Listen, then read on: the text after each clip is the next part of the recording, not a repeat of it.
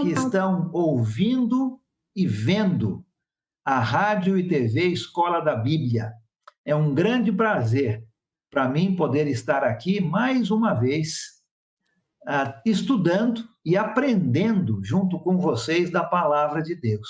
Já estudamos alguns livros anteriormente, já falamos sobre o livro de Jonas, já falamos sobre a primeira carta de Pedro, e agora nós vamos entrar nessas duas cartas de Paulo aos Tessalonicenses. E eu espero que você aproveite muito bem o estudo e aprenda junto comigo. Eu também estou aprendendo da palavra de Deus. Vamos introduzir essas duas cartas, então, hoje, para que você possa ter uma melhor ideia sobre o que as cartas tratam.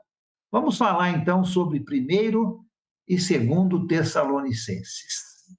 Uma vez um pai levou seu filho para visitar um museu, achando que esta visita faria com que seu filho se sentisse muito bem. Depois de umas 2 horas andando por aquele museu, o menino, devia ter uns 10 anos de idade, falou para o seu pai: pai, vamos para algum lugar onde as coisas sejam vivas. Eu não quero ficar vendo coisas mortas.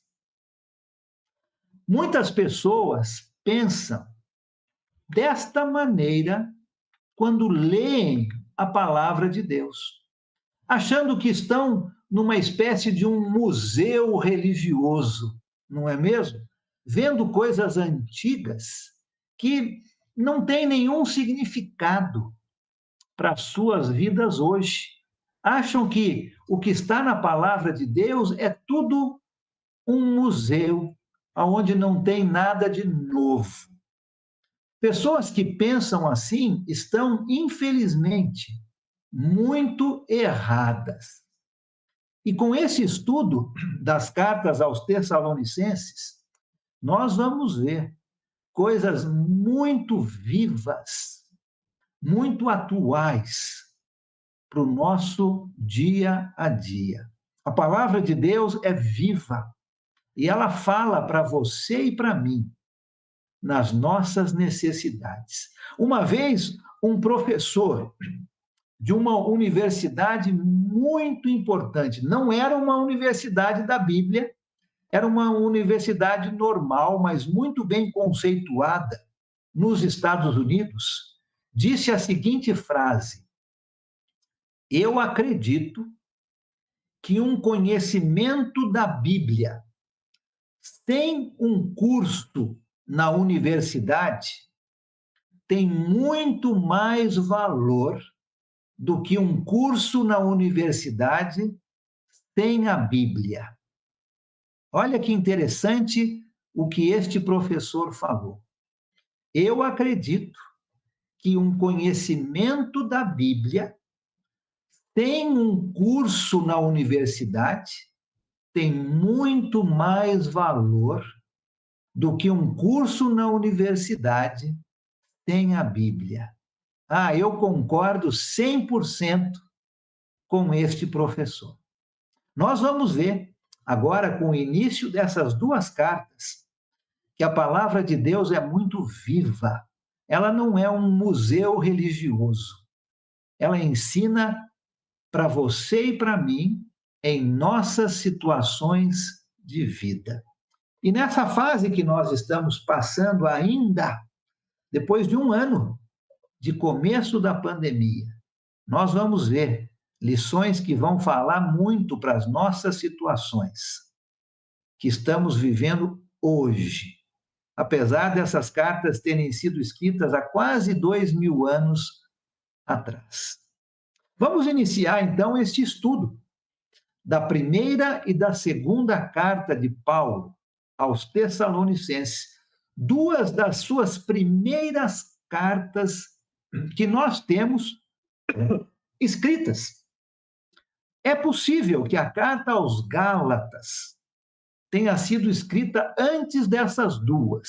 Ainda existe muita controvérsia com relação às datas, mas essas duas cartas aos Tessalonicenses são, se não forem as primeiras, são quase as primeiras cartas que o apóstolo Paulo escreveu. Estas duas cartas, elas foram escritas para pessoas vivas, que estavam com problemas reais em suas vidas, num mundo que não era um mundo apropriado para a sua fé cristã. Eu e você, nós podemos facilmente nos identificar com essas pessoas, porque nós vivemos hoje num mundo em circunstâncias muito similares a eles, com muitos dos mesmos problemas.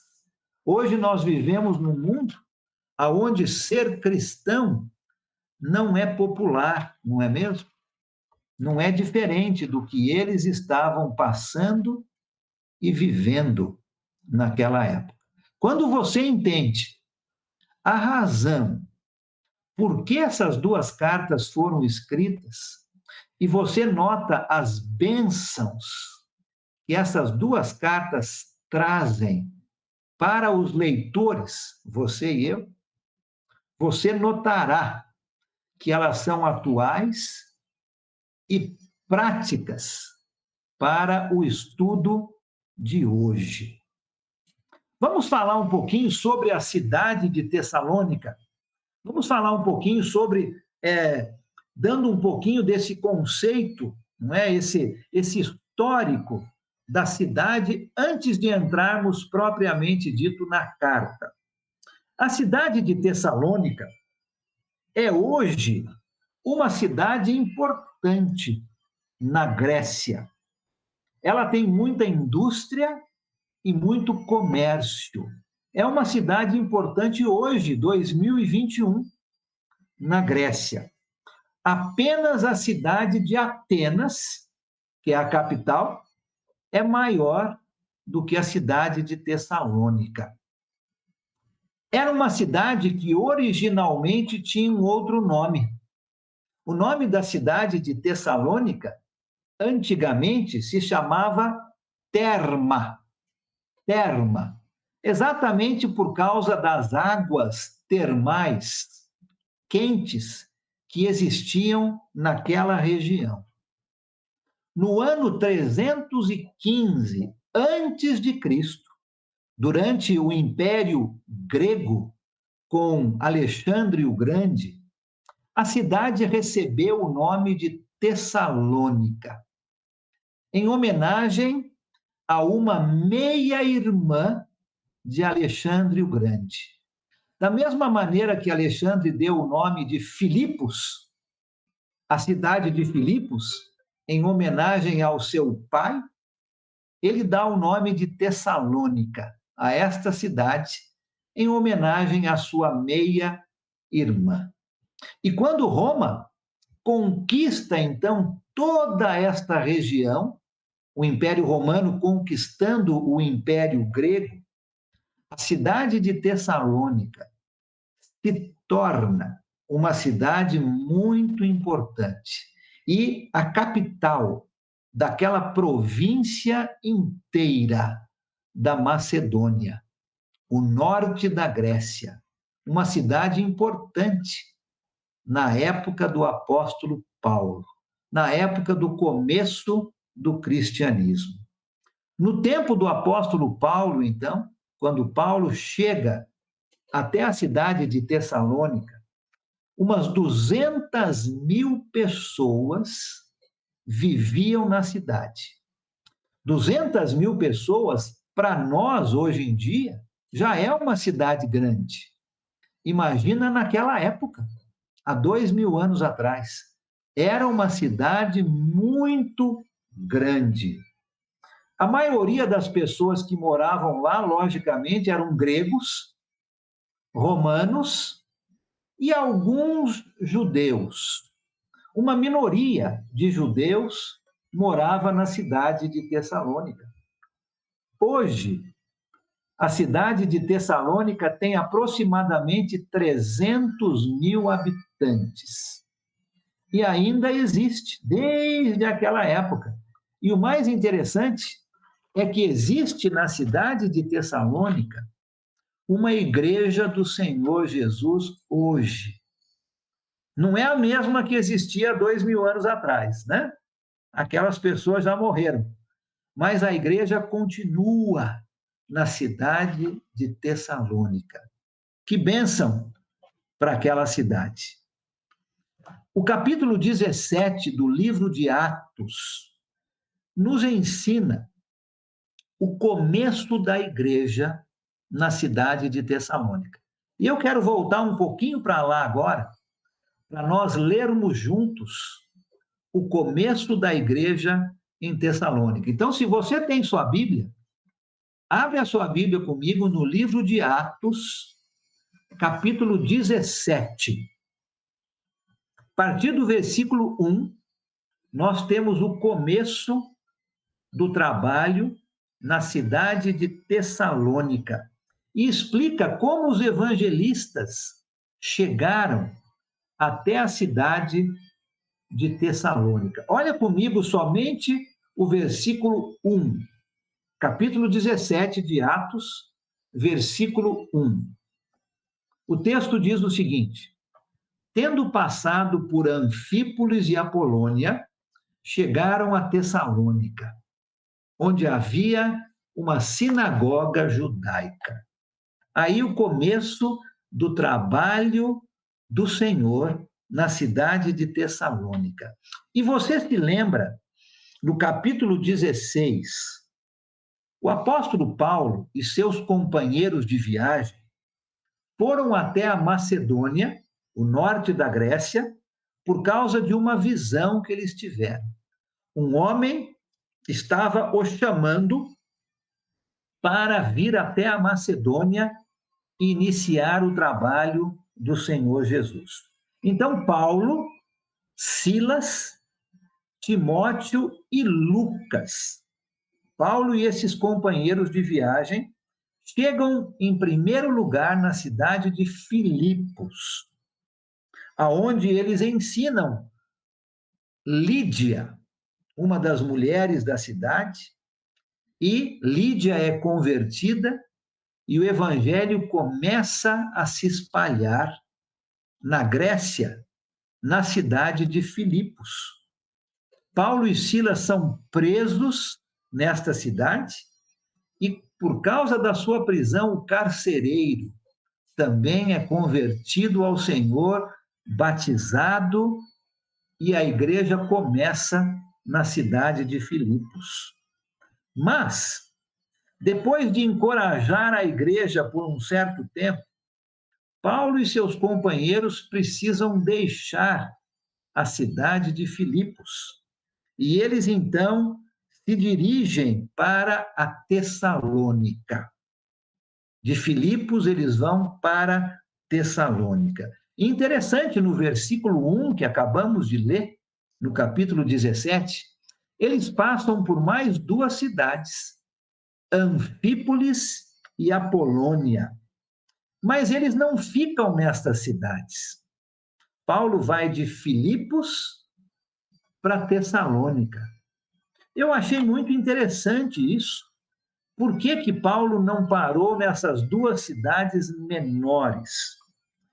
Não era porque o povo daquela cidade não precisava ouvir o evangelho. Não era por causa disso. Mas era porque o apóstolo Paulo, ele tinha como estratégia pregar o evangelho nas cidades maiores, deixando que os convertidos naquela cidade fossem, então, para as cidades menores e ensinassem o evangelho. Interessante isso, não é? Uma boa lição para você e para mim. Quando recebemos a palavra de Deus, a nossa função é espalhar essa palavra aos nossos conhecidos. E o apóstolo Paulo tinha essa estratégia. Ele ia para cidades grandes, Filipos, Tessalônica, e deixando que os cristãos, os novos convertidos, fizessem o seu trabalho, espalhando o evangelho para cidades menores, como Anfípolis e Apolônia. A cidade de Tessalônica, ela fica aproximadamente uns 160 quilômetros da cidade de Filipos. Isso dá uns 3 dias de viagem, né? Hoje, para nós fazemos 160 quilômetros em 2 horas. É fácil ir de um lugar para o outro. Naquela época, não, né? Muitas vezes eles viajavam a pé ou em cima de um jumento. 3 dias de viagem para ir de Filipos até Tessalônica. E o apóstolo Paulo tinha esta comissão dada diretamente por Jesus de levar o evangelho para gentios e para judeus. Este era o seu trabalho. Esta era a sua comissão dada por Jesus. E quando Paulo chega em Tessalônica, ele vai direto para a sinagoga. Viu lá no versículo 1 de novo, que nós acabamos de ler, no capítulo 17. Ele chega a Tessalônica, onde havia uma sinagoga. Olha o versículo 2. Segundo o seu costume, Paulo foi à sinagoga e por 3 sábados, 3 semanas de trabalho, ele discutiu com eles com base nas Escrituras. Assim que Paulo chega numa cidade, ele vai direto para uma sinagoga onde os judeus e alguns gentios tementes a Deus se reuniam. E Paulo ia para um lugar onde as pessoas já conheciam o Deus Todo-Poderoso, já tinham um conhecimento do Velho Testamento. E era mais fácil para Paulo falar sobre Jesus neste local. Paulo, primeiro, ele tentou levar, como era o seu costume, o evangelho para os judeus. E ele então começava o seu trabalho nas sinagogas. Depois ele foi levando o evangelho para os gentios. E é importante nós notarmos aqui no começo desse nosso estudo algumas palavras que o livro de Atos nos ensina sobre como Paulo trabalhava. Eu quero ler com vocês agora o capítulo 17, os versículos 2 e 3. E nós vamos notar 4 palavras importantes e entender a maneira que Paulo transmitia o evangelho. Volta comigo lá então para o livro de Atos, capítulo 17, versículos 2 e 3. Vamos ler e aí eu vou comentar um pouquinho sobre a maneira de trabalho do apóstolo Paulo. Versículo 2. Segundo o seu costume, Paulo foi à sinagoga e por 3 sábados discutiu com eles com base nas Escrituras, explicando e provando que o Cristo deveria sofrer e ressuscitar dentre os mortos. E dizia: este Jesus que lhes proclamo é o Cristo. Vamos dar uma olhadinha nessas palavras importantes para entendermos o método de trabalho do apóstolo Paulo. A primeira palavrinha que você tem aqui no versículo 2, na NVI você tem discutir. No Almeida você tem a palavra arrazoar. É a mesma palavra. Então, o que significa isso? Não significa brigar, não significa ter uma discussão, mas a palavra discutir ou arrazoar significa colocar os fatos lado a lado para poder ter um raciocínio. Então, a primeira coisa que Paulo fez, ele colocou fatos lado a lado, a velha lei com Jesus, e agora era fácil para todo mundo raciocinar. Esse foi o primeiro passo. Depois, olha o versículo 3. A próxima palavrinha que você tem aqui no versículo 3 é explicando, ou explicar na NVI, ou expor no Almeida. Então, o que significa explicar ou expor? Significa que Paulo, depois que a sinagoga fez a leitura do Velho Testamento, Paulo explicou o Velho Testamento em relação, em referência a Jesus. Lembra? Colocar fatos lado a lado para um raciocínio. A lei com Jesus. Então, Paulo vai explicar agora o que a velha lei tem a ver com Jesus e o seu evangelho. Depois disso, terceiro passo, a próxima palavrinha é provando. Provar ou demonstrar. O que Paulo vai fazer agora, então? Depois que ele colocou os fatos lado a lado, depois que ele explicou a velha lei em relação a Jesus, ele agora vai provar que Jesus é o cumprimento desta lei.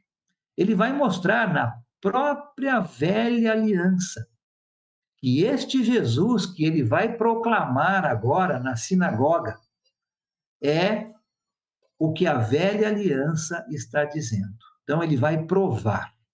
E a última palavrinha, no finalzinho do versículo 3, é proclamar.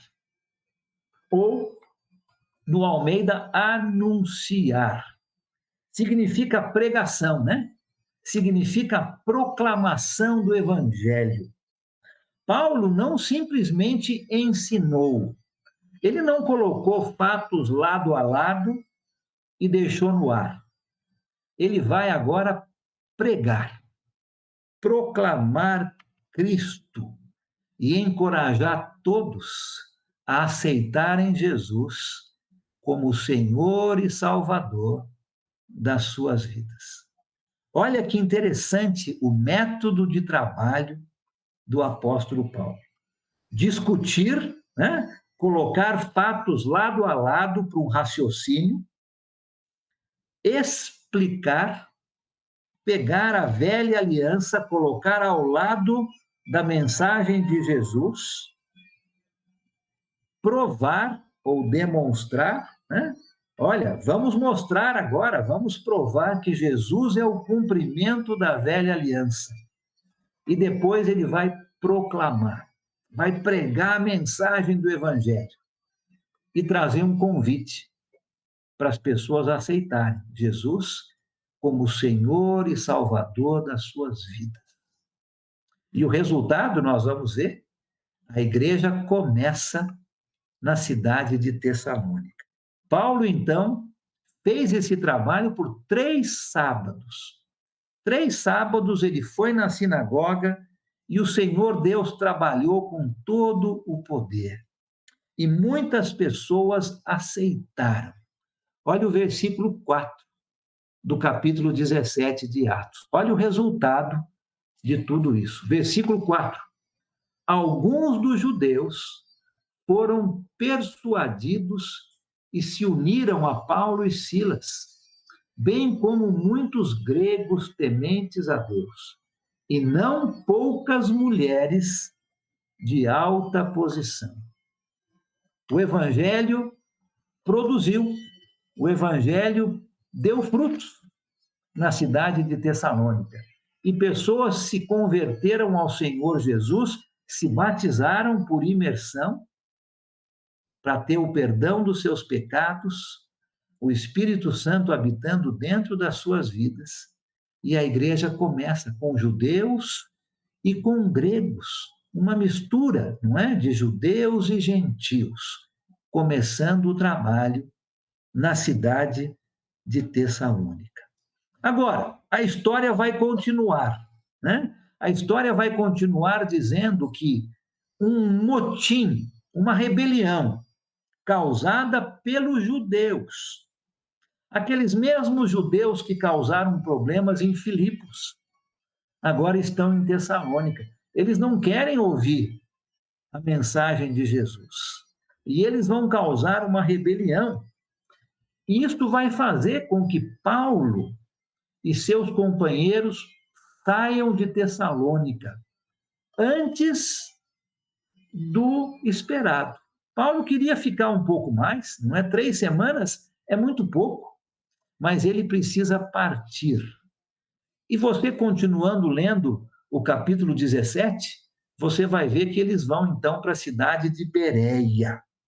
E lá de Bereia, Paulo vai para a cidade de Atenas, a capital da Grécia. Silas e Timóteo permanecem por um pouco mais de tempo em Bereia. Provavelmente, Timóteo se encontra com Paulo em Atenas e Paulo, preocupado com a jovem igreja em Tessalônica, manda Timóteo de volta para Tessalônica. Ele estava preocupado com esta igreja que tinha recém começado. Paulo, então, de Atenas, vai para Corinto, aonde Timóteo chega, dando uma satisfação, não é? Dando boas notícias da igreja em Tessalônica. Paulo já está em Corinto, e lá de Corinto, ele vai mandar as 2 cartas à igreja em Tessalônica. Estamos falando mais ou menos nos anos 52 a 53 depois de Cristo. Uns 10 anos antes de Paulo ser preso em Roma. Então, por isso que eu falei que essas 2 cartas ou são as primeiras ou foram escritas logo depois da carta aos Gálatas. Bem no começo, anos 52 e 53, escritas da cidade de Corinto. Então, só para resumir, Paulo chega em Tessalônica com seus companheiros, começa a igreja, mas pouco tempo depois ele precisa fugir por causa de um motim causado pelos judeus. Eles vão para Bereia, ficam um pouco de tempo em Bereia, Paulo vai sozinho para Atenas, Silas e Timóteo ficam em Bereia, aí Timóteo encontra Paulo em Atenas, e Paulo, preocupado com a jovem igreja em Tessalônica, diz: Timóteo, volta para Tessalônica, veja como é que os irmãos estão e me traga notícias. E Timóteo vai para Tessalônica e Paulo vai para Corinto, uma cidade no sul da Grécia. Depois que Timóteo passa um tempo em Tessalônica, ele se encontra com Paulo em Corinto e traz boas notícias. E de Corinto, Paulo então escreve tanto a primeira quanto a segunda carta aos Tessalonicenses. E são essas cartas que nós vamos estudar. Agora, essa hostilidade dos judeus, essa rebelião dos judeus, que fez com que Paulo e seus companheiros tivessem que sair de Tessalônica antes do tempo previsto, continuou perseguindo os cristãos naquela cidade. Não parou quando Paulo e seus companheiros foram embora. Aqueles cristãos, lembra, os judeus e os gentios, que agora são cristãos convertidos ao Senhor Jesus, que ficaram em Tessalônica, eles agora estão recebendo a perseguição dos judeus. E Paulo, ouvindo as notícias que Timóteo trouxe, vai mandar uma primeira carta, que nós chamamos, de primeira carta aos Tessalonicenses. E ele quer encorajar os cristãos em Tessalônica. Existem algumas razões do porquê Paulo manda a sua primeira carta. E eu quero, nessa introdução, colocar algumas razões. A primeira é encorajamento. Paulo quer que aqueles cristãos estejam encorajados no meio da perseguição. Parece que alguns já estão desanimando. São novos cristãos, estão desanimando por causa da perseguição. Tempos difíceis. E Paulo escreve a carta para encorajar estes irmãos. Nós estamos vivendo tempos difíceis, não é mesmo? Onde nós não podemos estar junto com nossos irmãos. Muitos estão desencorajados. Lembra que eu falei que a carta aos Tessalonicenses, assim como toda a palavra de Deus, é uma coisa viva, não é um museu religioso.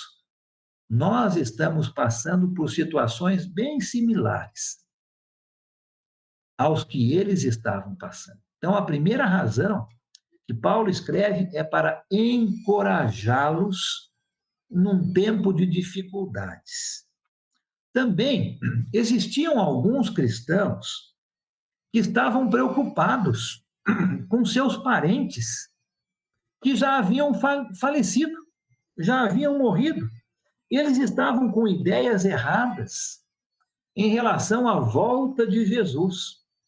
Alguns achavam que Jesus já tinha vindo, outros achavam que Jesus estava para vir naquela semana, e Paulo escreve para instruí-los a respeito da volta de Jesus. Segunda razão da carta. E a terceira razão, eles precisavam aprender um pouco mais sobre moralidade. Você se lembra que a Tessalônica fica na Grécia? O povo grego, de uma maneira geral, era muito imoral, assim como o povo romano. E aqueles que foram convertidos ao Senhor estavam tendo problemas ainda com imoralidade.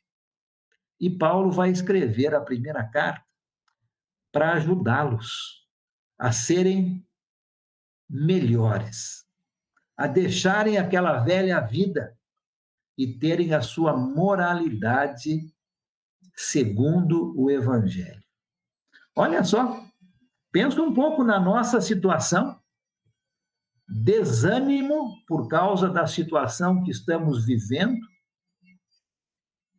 não entendemos muito bem sobre a volta de Jesus e problemas com imoralidade, muito semelhante aos nossos tempos.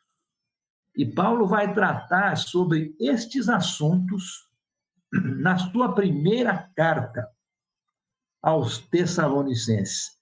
Abre rapidamente comigo. Vamos ver alguns exemplos disso nessa nossa introdução. Olha comigo, 1 Tessalonicenses. Vai lá para a primeira carta aos Tessalonicenses. Olha o capítulo 4, por exemplo. 1 Tessalonicenses, capítulo 4. Olha comigo os versículos 13 ao 18. Depois nós vamos entrar um pouco mais de detalhes, mas eu quero mostrar para você um dos propósitos desta carta. Olha comigo, 13 ao 18 do capítulo 4. Irmãos, não queremos que vocês sejam ignorantes quanto aos que dormem. Está dizendo quanto àqueles que já morreram, para que não se entristeçam como os outros que não têm esperança. Se cremos que Jesus morreu e ressuscitou, cremos também que Deus trará, mediante Jesus, e com ele, aqueles que nele dormiram, aqueles que morreram, crendo em Jesus. Versículo 15. Dizemos a vocês pela palavra do Senhor que nós, os que estivermos vivos, os que ficarmos vivos até a vinda do Senhor, certamente não precederemos os que dormem, aqueles que já morreram.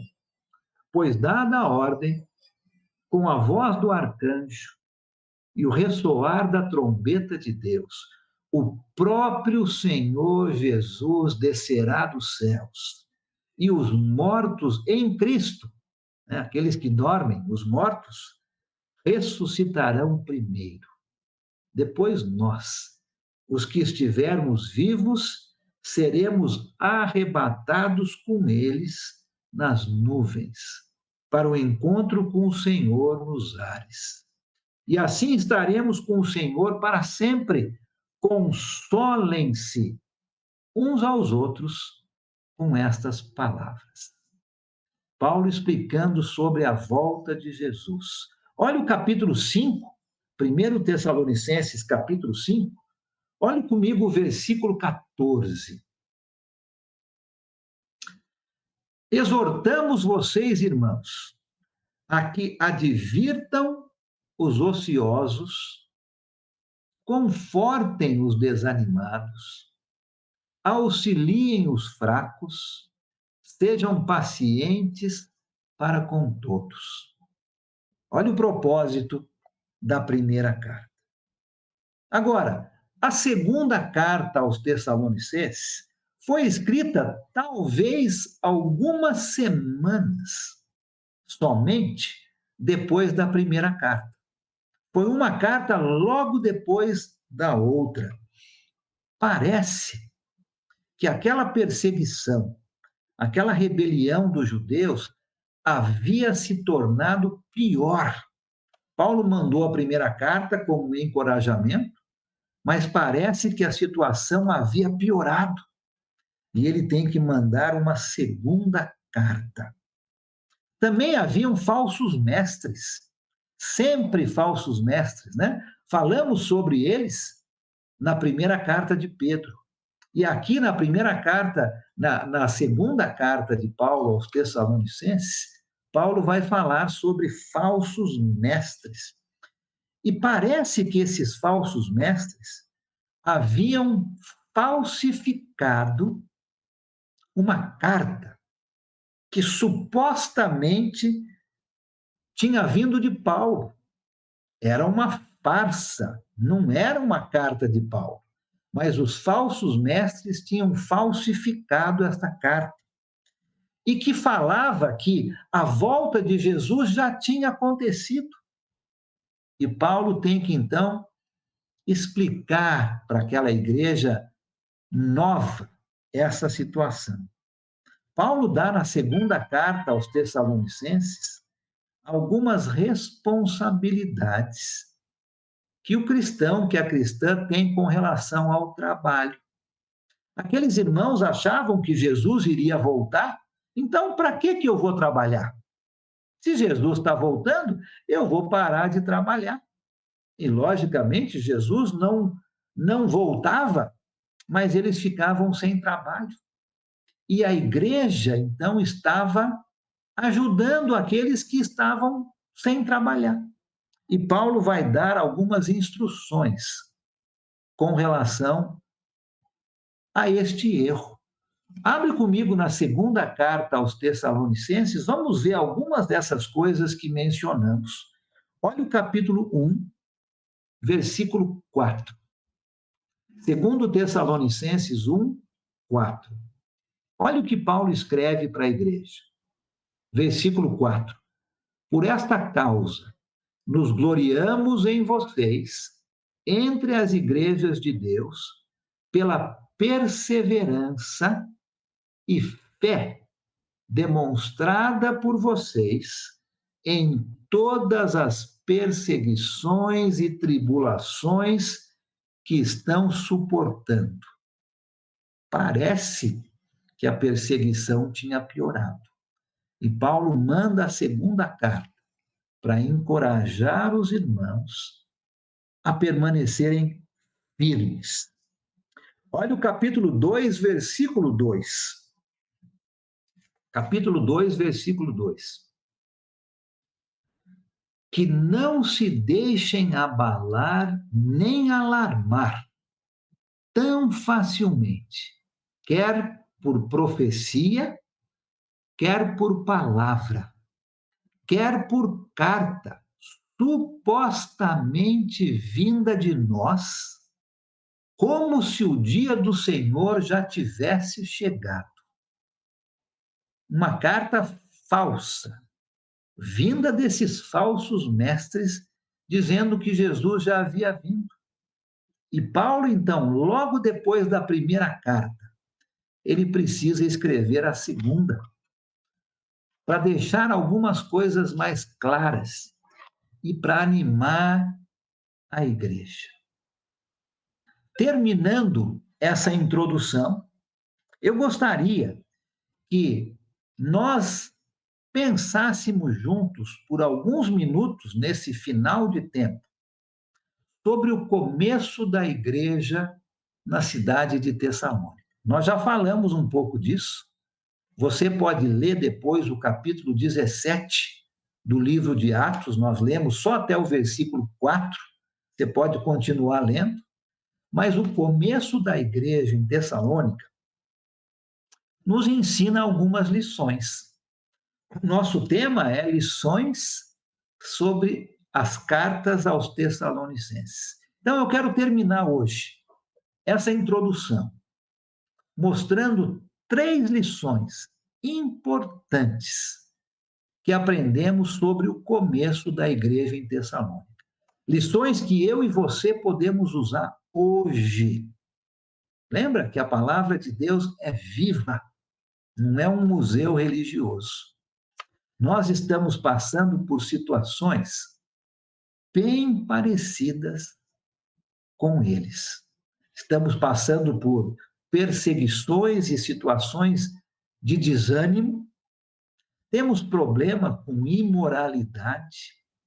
Temos problemas com ociosidade. Temos dificuldades com falsos mestres. E muitas vezes não entendemos sobre a volta de Jesus. Bem atual para você e para mim.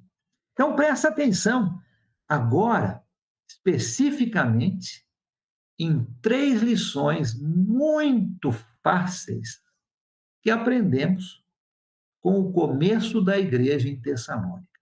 A primeira lição: Deus usa pessoas. Deus usa pessoas. Deus não mandou anjos para evangelizarem a cidade de Tessalônica. Deus mandou pessoas. O apóstolo Paulo, um judeu convertido a Jesus, junto com seus companheiros de viagem, também convertidos a Jesus. Deus ainda usa pessoas, como você, como eu, para levar o seu evangelho para todas as pessoas. Ah, como teria sido muito mais fácil, como teria tido um impacto tão grande se Deus tivesse enviado um anjo para evangelizar Tessalônica. Mas não é assim que Deus trabalha, não é mesmo? Deus usa pessoas como você e eu.